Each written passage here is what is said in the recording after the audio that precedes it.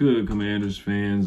Just want to say some good news on the whole Andrew Luck thing and tampering. Just want to talk about that real quick. And then I do want to do my way too early 53-man roster projection. Not prediction, kind of prediction, but basically projection. So just wanted to get that out to you guys pretty quick today.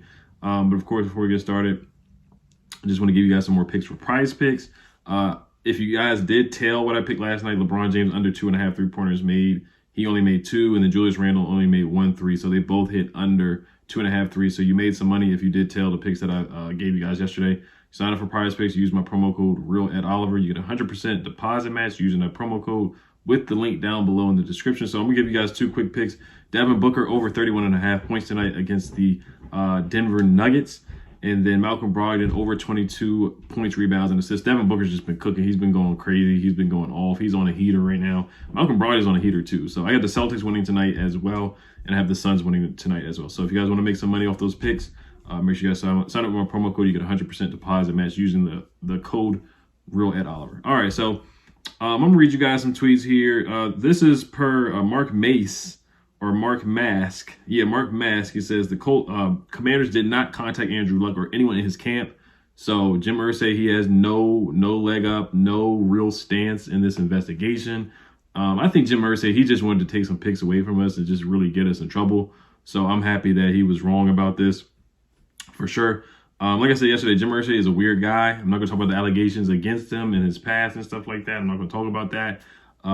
But he's just a weird guy, man. He really is. Look at some of his tweets, man. He had like some weird tweet about Anthony Richardson and Will Levis. He was like saying, would you still take Will Levis even though you drafted Anthony? It's just some weird stuff that owners should not be tweeting. Also, he tweeted like an old picture like Marilyn Monroe or something. It was something really weird that he tweeted in the past too.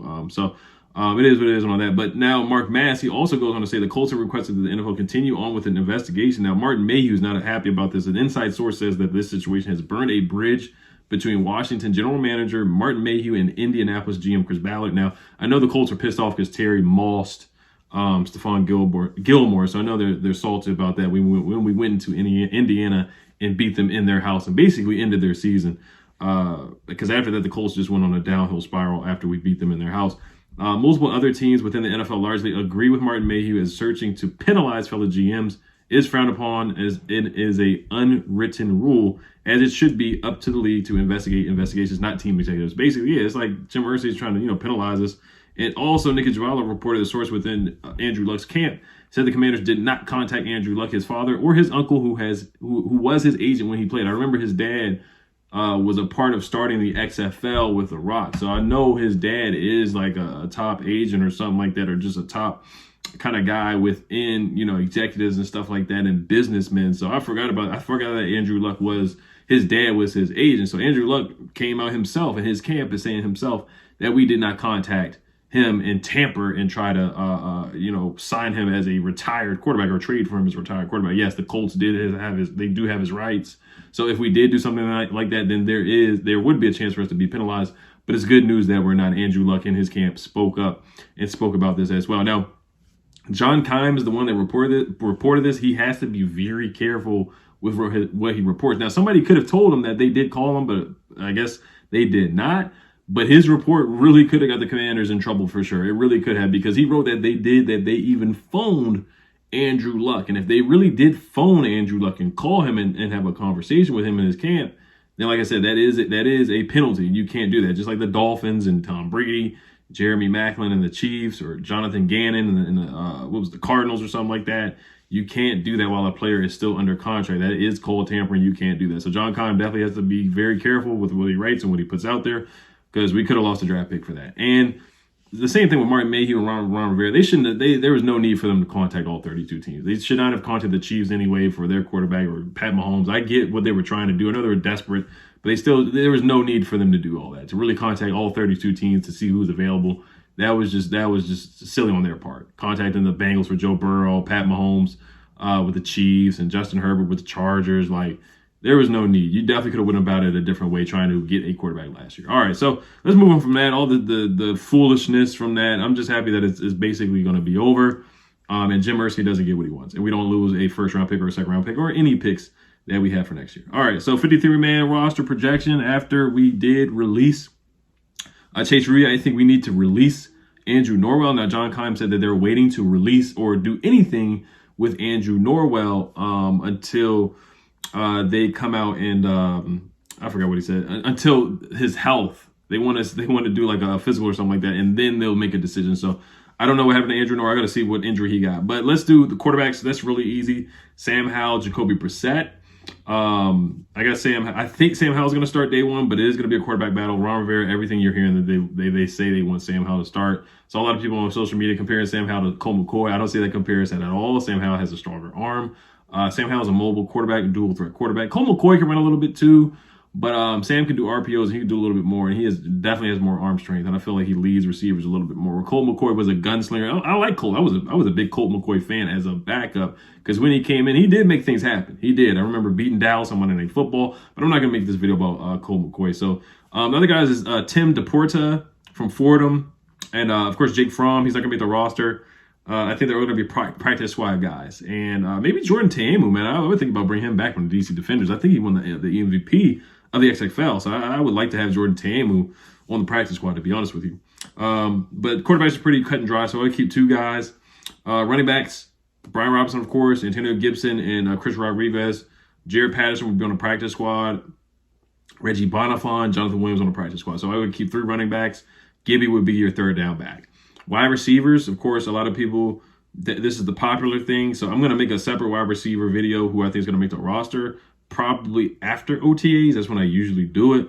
Of course, Terry, Jahan, Curtis, those are the easy 3 or legitimate solid 3 legit 3 wide receivers that are super, super talented. And then after that, you have De'Ami Brown making the roster. I have Mitchell Tinsley out of Penn State, Western Kentucky. I have him making the roster. And I have Casimir Allen making the roster, being our punt returner / kick returner.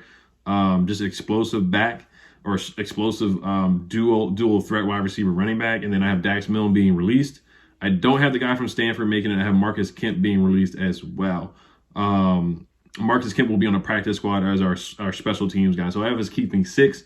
Ron Rivera likes to keep 7. I don't really care to keep 7. I think we have a good enough receiving core where we don't have to keep a bunch of guys. I think we can keep really just 6 guys, or even 5. To be honest with you, I think we would be fine. We can use other roster spots across the roster, because Terry's a dog. He's a legitimate Pro Bowler, almost all pro kind of guy in my opinion. Jahan's legit, and Curtis is legit as well. And De'Ami's good too. Tight ends, Logan Thomas, John Bates, Cole Turner, Armani Rogers. Cole Turner, I'm looking for a big year from him. Logan Thomas, I would restructure or think about releasing him, to be honest with you.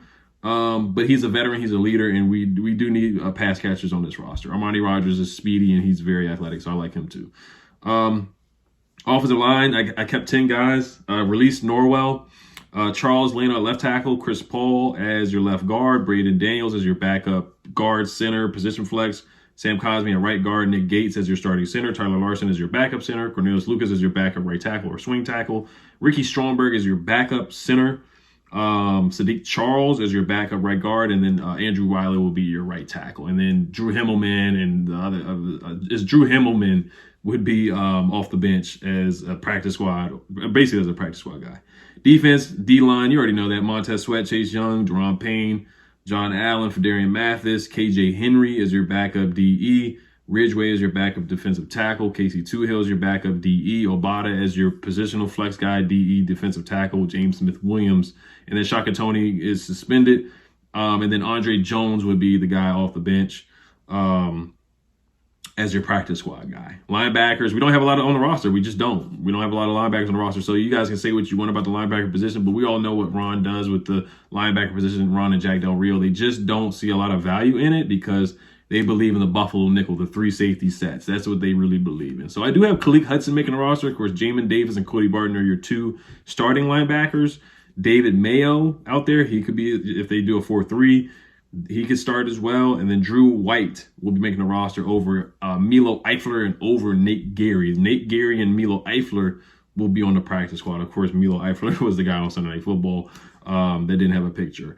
Cornerbacks, Emmanuel Forbes, of course, Kendall Fuller. I don't have them releasing or cutting or trading Kendall Fuller. I don't see that happening at all. Just because they brought in Quan Martin, I don't see them moving on from Kendall Fuller. I know this is a contract year, but you need cornerback depth, especially with Ben St. Juste missing a bunch of games his rookie year and his sophomore year. So Emmanuel Forbes, Kendall Fuller, Cam Dantzler, Ben St. Juste, Jaquan Martin, or Jarquavius Quan Martin, and Danny Johnson. So I kept 6 corners. Christian Holmes will be on the practice squad. He'll be on the practice squad. Wild Goose on the practice squad, and Castro Fields on the practice squad as well. Safeties, I kept 4. Derek Forrest, of course, Cameron Curl, of course, Percy Butler and Jeremy Reeves, the undrafted guy, Xavier Henderson, another undrafted guy from Illinois, I think will be on the practice squad as well. And then special teams, Joey Slide, Tress Way, and Cameron Cheeseman will be your 3 special teamers. So you guys let me know what you guys think. Is there any surprise cuts that you guys have or anything else? I know it's super, super early. I just don't see Ron really signing a bunch of guys to this roster. I really think the roster is going to stay the same. Like, a lot of people sign free agents in May and sometimes June, July, but personally, I don't see Ron really adding much to this roster. I think he likes the roster the way it is. Like he always says, I like the tight ends. I think he likes the roster because we're not going to sign another quarterback, of course. We're not going to sign another running back. We're not signing another wide receiver. We're not signing another tight end. I don't see us signing another offensive lineman unless it's a left guard. Defensive line, there's no need to sign another defensive line. A linebacker, you know they're not going to sign another linebacker or trade. Cornerback room is basically set, and the safety room is basically set, and of course the special teams are set. But I mean, it kind of is appropriate to make a 53-man roster projection video at this point. I know it's super, super early, but it's the off season, of course. Oh, and then schedule things coming up for me. Of course, I will be doing a schedule release video on Thursday, and then of course I will be trying my best to recap rookie minicamp day 1, which starts Friday. I think they do Friday to Sunday, so I'm going to try to do that. All right, you guys let me know what you guys think. Any tweaks, any changes? Hello, Commanders. Peace.